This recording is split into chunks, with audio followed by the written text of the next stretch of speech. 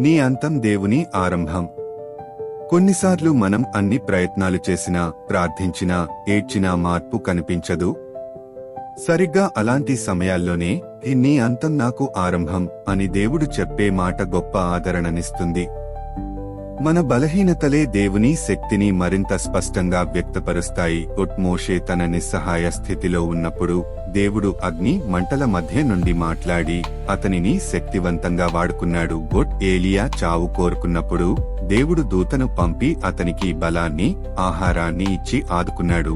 రక్తస్రావంతో బాధపడిన స్త్రీ ఎన్నో ప్రయత్నాలు విఫలమయ్యాక యేసును తాకగానే స్వస్థత పొందింది. ఆమె విశ్వాసం ఆమెను బాగుచేసింది. ఆశ వదులుకోవద్దు. మన అంతం మన ఓటమి కాదు, అది దేవుని అద్భుతమైన చర్యలకు ప్రారంభం. ఆయన మన బలహీనతలను తన శక్తిని ప్రదర్శించడానికి అవకాశాలుగా మార్చుకుంటాడు.